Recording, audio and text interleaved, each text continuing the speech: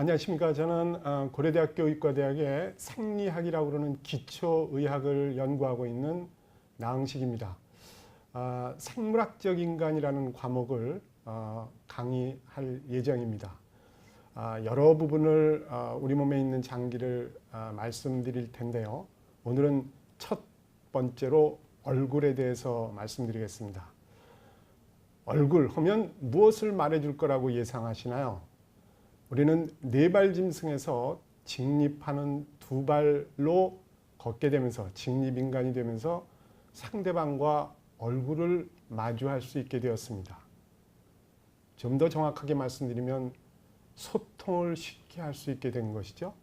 먹이만 찾고 땅을 보고 있던 네발 짐승이 얼굴을 맞이할 수 있는 직립하는 형태로 소통할 수 있는 형태가 됐다는 것이죠. 제가 오늘 이 얼굴에 대해서 생물학적으로 조금은 인문학적인 내용을 겸비하여 말씀드리도록 하겠습니다. 어디까지 얼굴인가? 라는 소제목을 갖고 첫째 얼굴의 구별에 대해서 말씀드리겠습니다. 미인의 조건을 한번 알아볼까요? 여러분들은 미인을 알 수는 있지만 정확하게 무엇을 어떤 기준을 가지고 미인이라고 하느냐라는 것은 말씀하시기가 쉽지 않을 것입니다. 한번 같이 생각해 보겠습니다.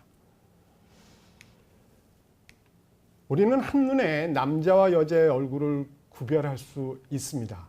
쉽지요. 어렵지 않습니다. 그런데 한번 이렇게 말씀드려 볼까요? 한번 남자와 여자를 어떻게 구별하시는지 정확히 묘사하실 수 있을까요? 어떤 기준으로 남자 여자를 여러분들은 구별하시나요? 만만치 않습니다. 여러분들은 틀림없이 아시지만 설명하기는 정말 쉽지 않습니다. 하나 더 알아볼까요? 오래 함께 산 부부의 표정은 그리고 얼굴 모습은 상당히 비슷합니다. 많이 얘기하죠? 부부는 닮는다라는 얘기를 많이 합니다. 실제로 이에 관련된 논문이 있습니다. 그 논문에 대한 내용을 한 줄로 딱 써놨네요.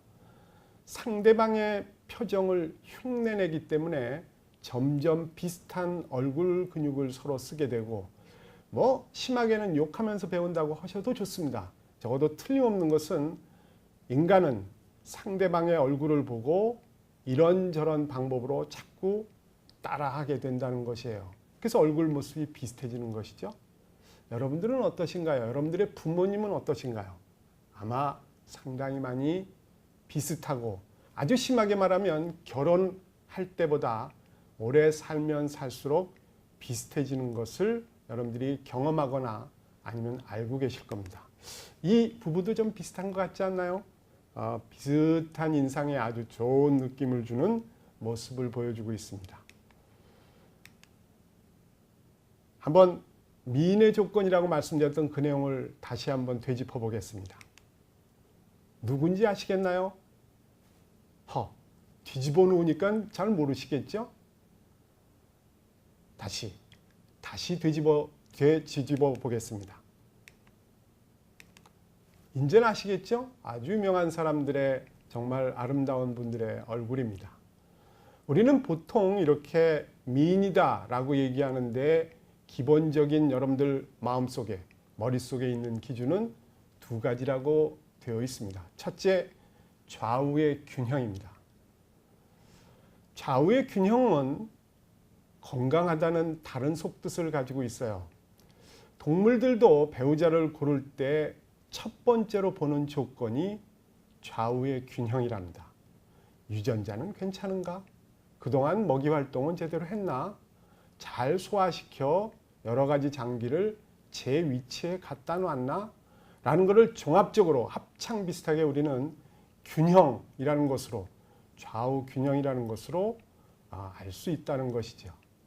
또 하나는 황금 비율입니다. 이건 성형외과 선생님들이 자주 얘기하시는 황금 비율이라는 모든 사람들이 공통적으로 미인 하면 좌우 균형과 황금 비율을 머릿속에 넣어놓고 생각한다 이래도 틀리지 않다는 것이죠. 남자분만 좋게 여배우만 놀 수 없었습니다. 여자분들도 좀 즐겨보시죠. 또 잘 모르시겠죠? 한참 보면 몰라도 탁 보는 순간은 쉽지가 않습니다. 다시 뒤집어 드리겠습니다. 여기도 거의 비슷한 것 같죠? 좌우 균형의 황금 비율, 정말 어마어마한 프로페셔널리즘을 가지고 있는, 정말 일반인과는 비교도 안 되는 얼굴을 가지고 있는 듯합니다. 접니다. 비교가 안 되죠. 아마추어와 프로는 정말 비교가 안 된다는 사실을 알 수가 있습니다. 다시 사람과는 달리 동물을 한번 보실까요? 뒤집어 놔도 사람처럼 우리는 동물을 구체적으로 보지 않는 듯해요. 엄밀히 말하면 우리는 상대방과 소통하기 위해 얼굴의 미세한 표정도 상대방에게 전달하고 싶습니다. 다시 말하면 얼굴에 있는 털을 뺐다고 생각하셔도 좋아요. 내 감정, 내 생각을 아주 찰나에 가까운 표정으로 상대방한테 전달하려면, 소통하려면 털은 거북할 거라고 생각합니다. 실제로 얼굴에 있는 털을 빼고 난 뒤에 상당히 많은 정보를 상대방한테 전달할 수 있게 되었고, 만일 얼굴에 털이 수북하게 있다고 생각해 보세요. 상대방한테 화났다, 삐졌다라는 것을 전달하기는 만만치 않습니다. 그러나 지금 아래쪽에 있는 저 뒤집어 놓은 개나 고양이를 되짚어 놔도 거의 비슷한 것 같아요. 사람만큼 우리는 저런 동물을 구체적으로 보는 것 같지는 않습니다. 많은 생각을 하시기 바랍니다. 어디까지 얼굴인가 한번 볼까요? 지금은 제가 털을 뺀 사람 얘기, 아니면 우리와 가까이 살고 있는 고양이나 개 얘기를 잠깐 드렸는데, 여러 생물 중에는 어디까지 얼굴인가, 다시 말하면 대머리 말씀드리는 거 아닙니다.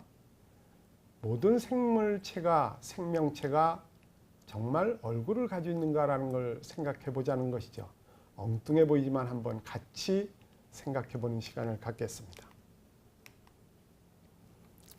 섬개, 저게 얼굴이 있을까요? 불가사리, 해파리, 조개류와 같은 굴, 얼굴이 있나요? 조금 어색하죠? 얼굴이라는 단어하고 저 동물들은 맞아 보이지 않습니다. 어울려 보이지 않습니다. 조금 더 들어가 볼까요? 저거보다는 조금 한 단계 위의 동물 세트를 보여드리겠습니다. 문어네요. 월드컵 때 자주 출몰하는 머리가 좋다고 알려져 있는 무척추 동물이지만, 눈이 있으면서 조금 얼굴이 좀 있는 거 아닌가라고 여러분들이 생각하실지 모르겠습니다. 조금 더 들어가 볼까요? 눈은 정말 맑고 귀엽거나 좀 신비롭지 않으신가요? 적어도 하여튼 비슷한 류의 것들의 그림입니다. 얼굴을 조금 더 들어가 볼까요? 한 단계 더 들어가겠습니다. 달팽이입니다. 얼굴이 있을까요? 참 이게 고민됩니다. 악어, 얼굴이 있나요? 악어가 달팽이하고 한 칸에 있는 것조차가 기분 나빠할지 모르겠습니다만, 왜 이렇게 달팽이와 악어를 한 면에다 놨는지는 조금 이따 제가 설명을 드리겠습니다. 하마, 얼굴이 있나요? 아마 화낼 것 같습니다. 그러나 틀림없는 것은 왜 여기다 놨는지 제가 조금 이따 이유를 말씀드리면 여러분들도 반쯤은 수긍하시리라 믿습니다. 자, 얼굴인가? 얘네들이 얼굴을 가지고 있는가 한번 보시죠. 얼굴이 있나요? 얼굴 참 어렵죠. 속에 있는 몇 개의 감각 기관을 포함한, 입을 포함한 이런 것들이 좀 있어야 될 것 같아요. 하여튼 적어도 이 동물들은 얼굴이라고 하기에는 좀 미안하지만 얼굴이라고 하기에는 좀 그렇습니다. 조금 다음 단계 거 볼까요? 얘네들 하여튼 틀림없는 거는 두 개의 눈이 있다는 사실, 그리고 잘 아시다시피 입도 있다는 사실, 이런 것 때문에 조금 아까 네 개의 동물보다는 조금 얼굴에 가까워진 것 같긴 합니다. 쉬운 문제를 너무 복잡하게 말씀드린 것 같죠? 다음 세트를 한번 보시죠. 달팽이, 더듬이 위에 눈이 있고 아래쪽에 입이 있습니다. 조금 더 문어 수준보다는 여러분들 어떻게 생각하세요? 하여튼 적어도 틀림없는 거는 몇 개의 기관을 가지고 있다는 거예요. 한 세트 더 보이시죠? 악어하고 하마를 아까 말씀드렸던 대로 달팽이와 한 켠에다 놓은 이유는 바로 이것입니다.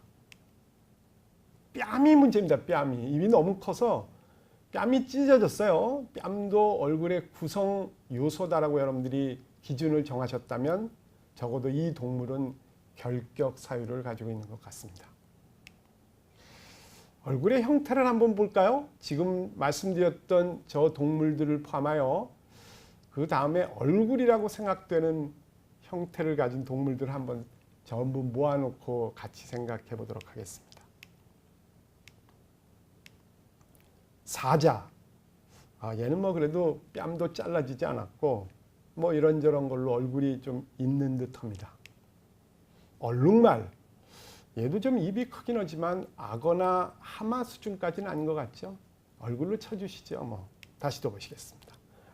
아까 말썽의 하나의 동물이었던 악어가 또 나타났네요. 독수리. 얘도 또 입이라기보다는 부리라는 형태로 입이 되어 있고, 이 또 동물은 부엉인가요? 입이 있긴 한데 또 다른 부리를 가지고 있습니다.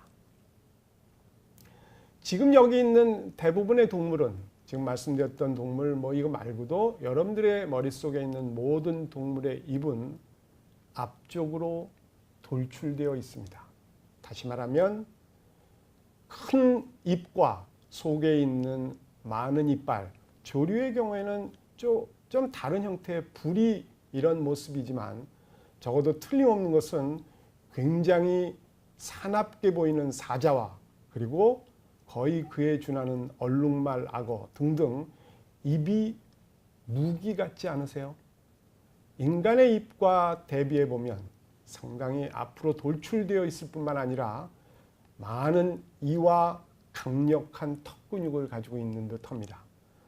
이가 없더라도 조류의 경우에는 저렇게 부리가 있고 부리가 있다는 사실은 또 다른 제 나름대로의 무기가 있는 듯합니다. 그에 비해서 사람을 한번 볼까요?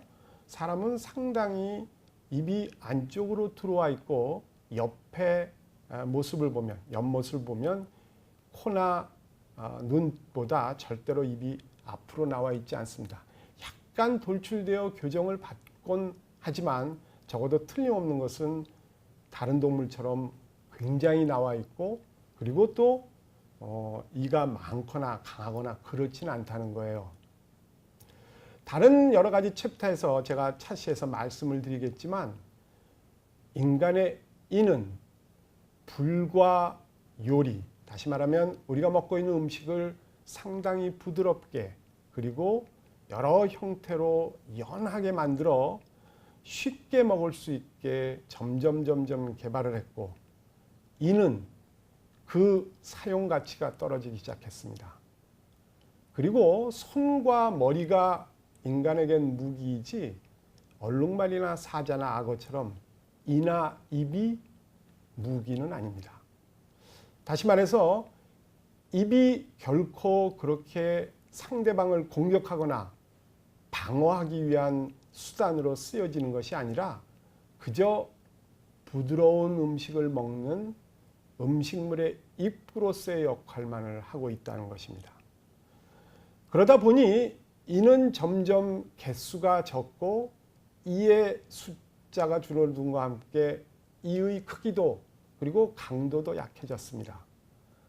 따라서 점점 줄어드는 퇴화되고 있는 저 이의 개수나 크기 때문에 입은 안쪽으로 들어가게 되었고 이가 쭉 들어갔는데 입술만 너덜거릴 수는 없겠죠.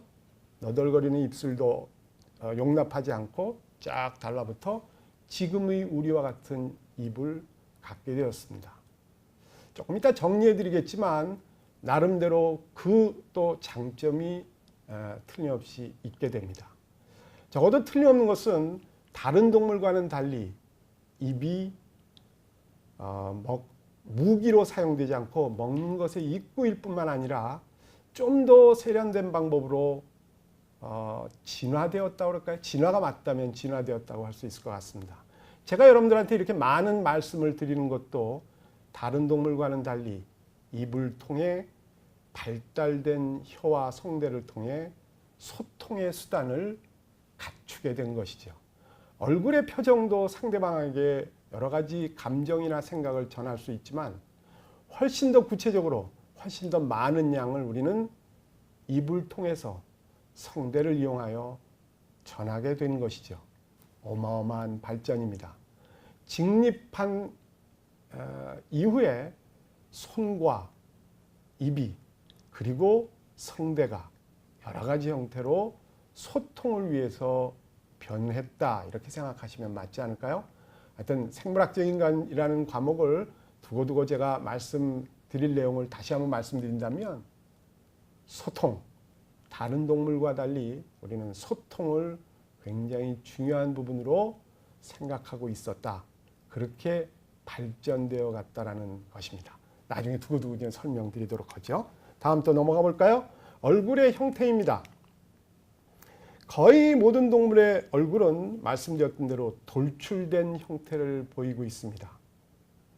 돌출되었다는 것은 입을 중심으로 해서 이루어진 모습이고, 다시 한번 말씀드립니다.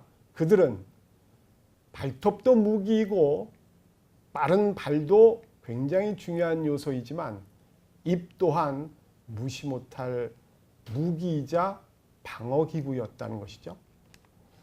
올빼미나 부엉이, 소쩍새는 조금 다르죠. 아까 보셨던 그림 중에 독수리와는 달리 올빼미는 쫙 들어가 있었습니다. 그러나 하여튼 얼굴은 옆에서 보면 들어간 듯하지만 틀림없는 건 부리는 툭 튀어났습니다. 강력한 무기에 해당하겠죠. 사람도 입이 들어가면서 얼굴이 평평해졌다고 제가 말씀드렸습니다. 당연히 너덜거리는 입술도 사라지게 됐죠. 이러고 나서 여러 가지로 결과인지 원인인지 모르지만 부드러운 음식을 먹는 것과 동반해서 인간은 이제 그런 형태로 발전되어 갔는데 또 다른 이점이 있다고 제가 말씀드렸습니다. 바로 이것입니다. 네, 인간은 작은 입을 갖게 되면서 장점이 있게 되었습니다. 어떤 장점이 있는지 한번 볼까요? 잘 아시다시피 동물 중에 아마 가장 큰 입을 가진 동물, 고래일 것입니다. 저 큰 입을 가진 고래는 장점도 있고 단점도 있는데 장점을 한번 볼까요? 많은 먹이를 한꺼번에 먹을 수 있습니다. 생명체로 보면 대단한 장점이지요. 그러나 안타깝게도 이런 단점을 갖고 있게 됐네요. 오염원도 같이 많이 먹게 되었습니다.